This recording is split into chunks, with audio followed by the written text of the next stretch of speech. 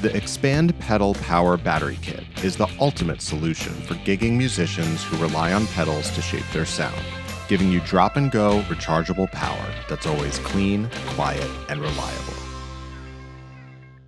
I want to dive into the pedalboard. The first thing I want to talk about is your love and use for Lush reverbs. It strikes me as like as a super fan of like Ryan Adams and Manchester Orchestra. Like, you are like reverb on top of reverb on top of reverb. So it's like, let's just dive in. Like, what is your love for the reverbs, and specifically to how you're using them on your pedalboard? And okay, I think, you know, when I was first playing guitar, some of the first pedals that I owned were reverb and delay pedals, and I got really into, I guess, like time-based effects because they can create so much like character in your tone. Mm-hmm. Like, there was before I really understood how to like use, which it blows my mind that there was a time, but I guess there was a time like that for everybody where they were like, how do you use this tab delay? I just had like 5 Boss overdrives, and I was like, this is how you make a tone. It's like so bad. It's just like whatever it's called, like the OD1. yeah, OD1 or like SD1 or something. Oh my god, it was so bad. And everybody was like, you really don't, you could lose like 2 of those. And now they say that to me about reverb. But so what interests me now is not searching for just another like boutique reverb pedal that like does a generic reverb sound, because I feel like the Blue Sky pretty much covers that. Okay. Like that's one of my leave-on pedals that I just Always. set it. I was gonna say set it and forget it, like I'm in a Like an infomercial? yeah, like an Ronco. info. It's like a crock pot, the Blue Sky. Actually, I crocked you just last set it night. and forget it. So like, I just leave that on. I have like my favorite dialed in, and then it's got insane capabilities and just a really great intuitive natural sound. Okay. But then the rest of the reverbs, like here, my favorite pedal on my board probably is this Walrus Audio Descent right here. It is a reverb, sort of. So like that's what they told me when they showed it to me. But what I like is that you can manipulate the frequencies of like your dry signal coming in as well as your wet signal coming out, and then I use it sort of like almost like a pog noise that just sits underneath my guitar like a pad at like varying. Oh, and then you have 3 presets. So nice. I have my like here. This is like the dry signal, or not dry, but like just my basic. The Blue Sky. The Blue Sky. Set and forget it. Yeah, and then let's see, nothing else is on. So this is just like, and then this is like, it's like just barely there a little bit, and then this is like a whole bunch more bottom end and a lot more like decay. But it sounds like a organ sound. Is that something that like would bring on towards the end of like a dynamic close and like turn out the lights or? Yeah, totally. Like, okay. I use this. This is like one of many things on Turn Out the Lights. Okay. But, and then this is like only wet. So. Yeah, so that guitar signal is almost gone. Yeah, exactly. But it's cool because I can just like cycle through them.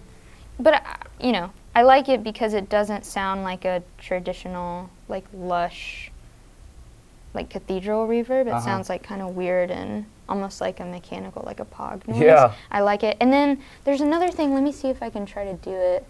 Oh, it's the reverse. And I think you can turn if you turn the time all the way up, it's like a, I forgot.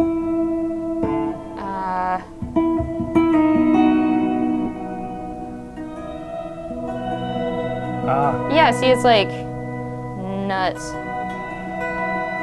It just makes like a whole bunch of weird noises. And is that kind of like maybe something that you would use for like a televangelist? Like, I know that you recorded the B3s and Melatrons and stuff. Yeah. And that's kind of make and do for you. Yeah, I mean, so televangelist has a lot of settings for the on keyboard. the Nord. Okay. But that's like, you know, I use that in like funeral pyre, shadow boxing. It's really nice to just like fill out the space when you want something that sounds like not just another guitar looped on there.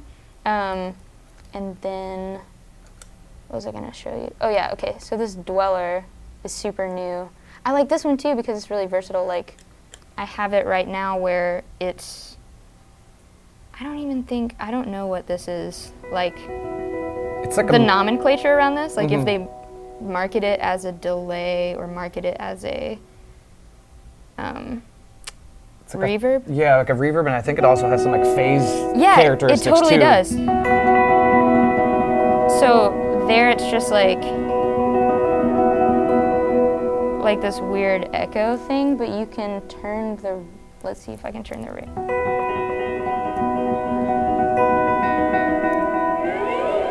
Yeah.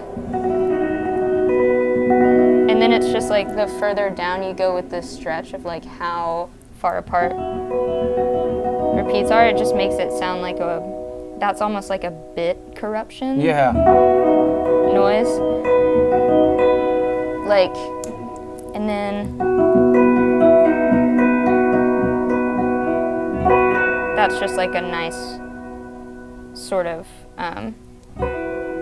like barely even an echo, almost tapey in a way, but it's awesome. Like, so that's just a couple of knobs that you can do like all that nutso stuff. Going back to the Descent real quick, I know that maybe in previous pedal boards, because I'm one of those dudes that like looks on pedal boards photos, is that I saw you have like an expression or volume pedal. Do you ever mess around with the expression out on that, having even more control with the Descent? No, I have not done it with the Descent, but I think you can do it with this one too as well. And I think I got the volume pedal off of my board because I wanted more real estate for effects, and now I like do all the volume swells like just with my volume knob, but I kind of miss it because I feel like it would be nice to use. It's a little more for like I guess really dialed in dynamics. Like you can really more than like your guitar knob. Yeah, and I would love to be able to control that without having to like. I feel like there's at least one point in the set where I bend down and I'm like mad scientisting because something goes wrong. But, oh yeah, so this XS, yes, continue. I really love. Oh no, you're totally fine. This is awesome because I pretty much leave it on the, okay, I'll explain what it is. It's like a distortion pedal, but you can run it series or parallel, and I pretty much leave it on parallel so that it's like backwards of how I guess you would intuitively think it is. So at a low volume, it's super distorted, but the harder you play it, the more your clean tone punches through. That's rad as hell. I was explaining it to someone and they said, it's like the perfect shoegaze pedal. Yeah. Because when you're just doing like little leads or rhythm stuff that you want to be washy, it's really muddy and like fuzzed out. Yeah, and then you punch through with those really clean like lead parts. Yeah. And then I was going to see if I could make this happen. If you do the feedback all the way up. Oh yeah.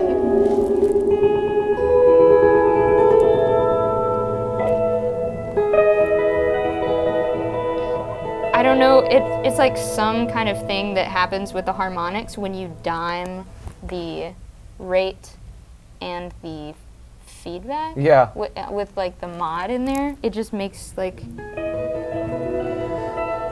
I don't know, it just sounds awesome. It sounds like a little toy box. But those are like my favorite parts of pedals, is little quirks, you know? Do you find yourself kind of like, you know, assuming you're at home or a studio like this where you have time to kind of mess around, are you getting inspired by sounds by sitting down here on the knees like all this other tweakers and let's see what this chord does and kind of Totally. And then you're like, wow, that was cool, and then you kind of come up with an idea. Yeah, exactly. Cool. Like, or you know, like I got this Mel 9 pedal that's a Melatron emulator, and that was like a big part of figuring out like the finished product of Turn Out the Lights, because it like has all these amazing crazy sounds that aren't exactly just your run-of-the-mill distortion, but I think they're more interesting because there is like a significant like volume jump, and it sounds in a way like Distortion, but you know, you can have like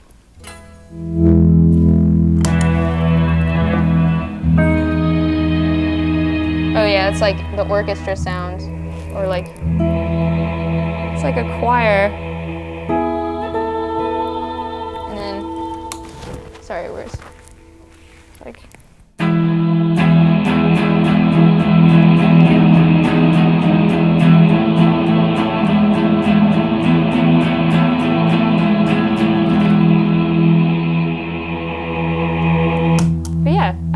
it sounds like so much fuller. Yeah. And yeah, super cool. And then continue here with the Bellweather and the Fuzz Factory here.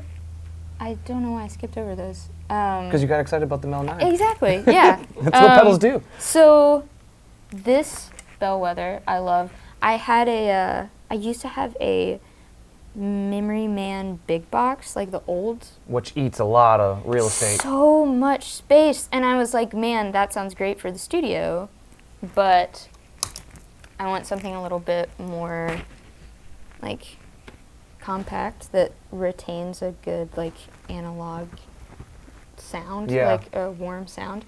But I also like really need a tap delay, because I feel like since I'm in control of everything, I have to be able to manipulate the timing, or else it'll get off from the loops and then at some point. Yeah, it's like a domino effect. Yeah, so if I don't have an adaptable tap, I'll get off of the imperfect metronome that I'm creating. So, you know, because I could play too quick, but like... What the fun is that? Yeah, exactly. So, yeah, this one is awesome. It's just, like... You're... like a really standard tap delay, but it just sounds really nice and it's like super intuitive.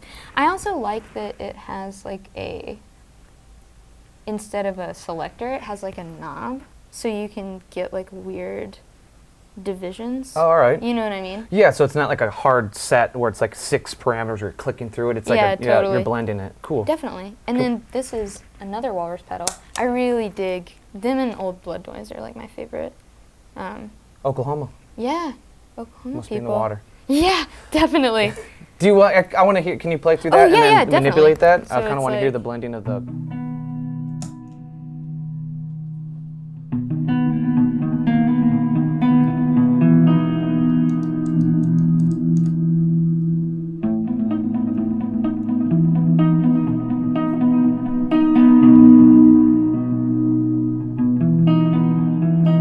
Maybe it needs to be slower so you can like hear it. But that's on like...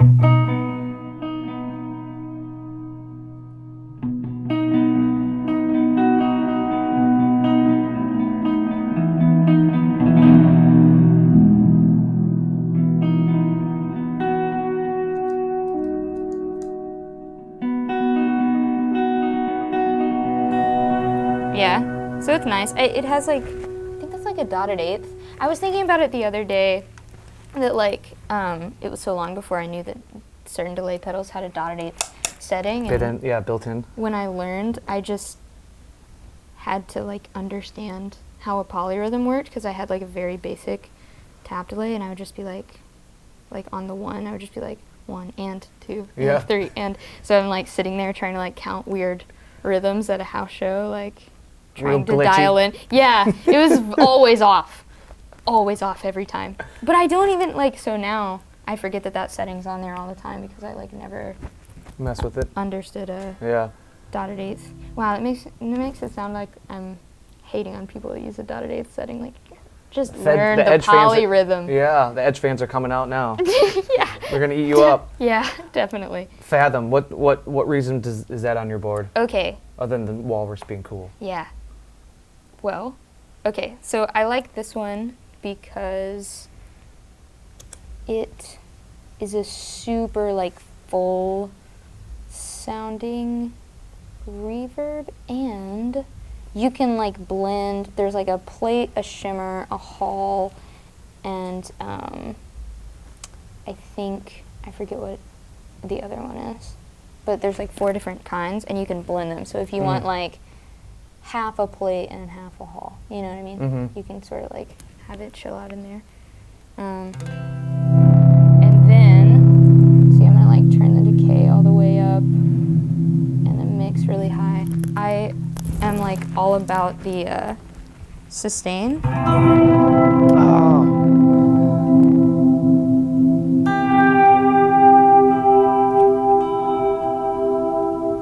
Like the freeze function. Yeah, exactly. Okay. And then you can just like let it off and it'll.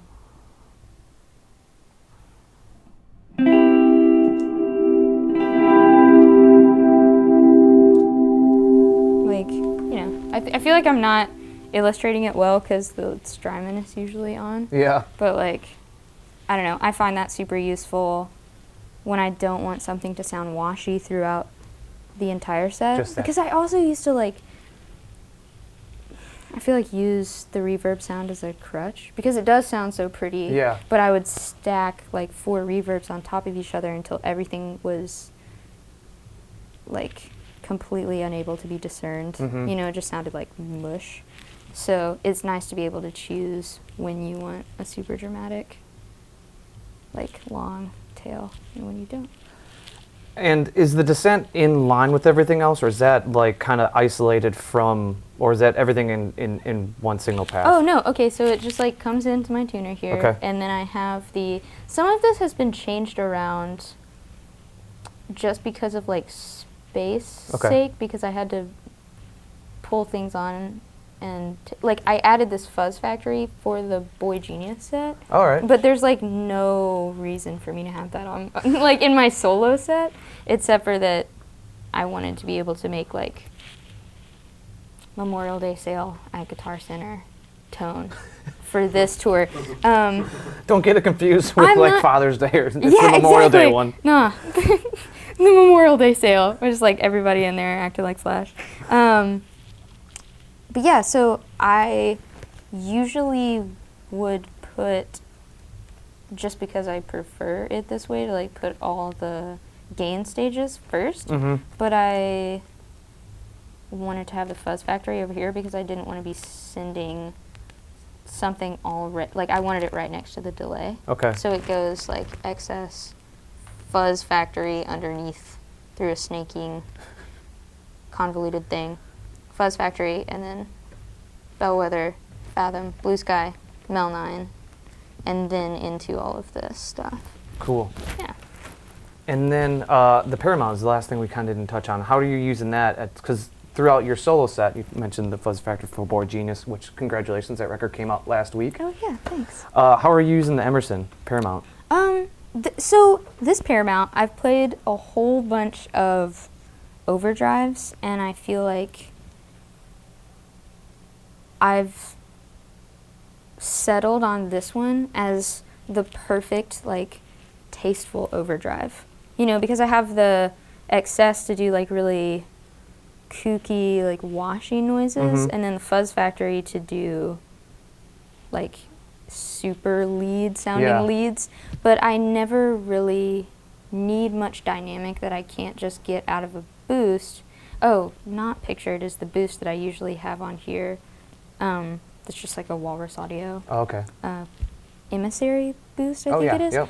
But Just two knobber. yeah, real it's simple. great. It's awesome. Just mid and high, I think. But so typically there's like not a lot that I can't get in a boost, but this is just, of all of the overdrives I've cycled through, a really nice, transparent, tasteful overdrive that I really like. It's not too like muddy. Okay. I feel like that's the one thing I run into is just like where in the frequency spectrum it boosts it, which I guess is like the point of all of them. That's their character, but it feels like this one is like right in the zone of mid-range that I want. It's just like perfect for a little extra grit, but not too much. It's like barely there. And then the last, I guess, well, the biggest thing, but the last thing to kind of touch on would be, are you building the loops live, or do you have like your tracks and stuff built into this the big boss, the BC 300? Like for something I see that there's appointments or Oh yeah. distant solar systems. Is that like something you're having to build on the fly, or you use that with preset and then you're just kind of playing over that? So it's like a mixture of both. Okay. So I have this little looper, and I used to build all the loops live into that thing, but it would mean that there would have to be like a 16-bar intro into a song while I like sat there and built the loops. Yeah. So instead, like now I have the piano part of Appointments. Okay. And then so it's like split up into 3 tracks. And I have the piano part and the like fun sub. But I build all the guitar parts live. Okay. I just like play them over those tracks. And then if I like don't have enough tracks available on these 3, I like revert to the loop station, which is scary. That's the highest stakes of all, because someone's gonna correct me on the internet, but I don't think that I can link these. Like I can't use this as a master clock for that, because Okay. I don't, yeah, no, I'm not an idiot. That doesn't have a MIDI in. So I can't like use this as a clock. So they can't like necessarily talk to each other. No, they can't talk to each other. And also I think that the way that I've done the Morley thing, it's like too convoluted that wouldn't work necessarily anyway. So I just have to like set up every day in my house and practice and just kind of feel it out. I have a lot of my practicing is like exit strategies. Really? It's like, yeah, it's like half like learning the songs and then half the skill of improvisation. So like if I make a wrong note in a loop, like what am I gonna do to fill up space? While like how do I mute it and delete that channel over here while I like play the part that's missing? Yeah, because it's like you don't want to be that person that stops in the middle of the crowd and be like, all right, I'm going to start that loop over. Like you kind of got to go with it. Is that like the That's thrill? my worst nightmare. Yeah, is that like the thrill of it versus also the the anxiety of it? Is I guess the Yeah. ball of all the emotions while you're trying to figure this out on the fly? Oh, definitely. Yeah, like, we'll have live sets where people will say like, oh, that one part went on for twice as long. And I was like, yeah, I was just playing it over and over again, waiting for the loop to come start back. over, because I was figuring something out in my head because I did something wrong and I had to think like, how am I going to fix this situation? So it's thrilling and terrifying, but it's fun. Yeah.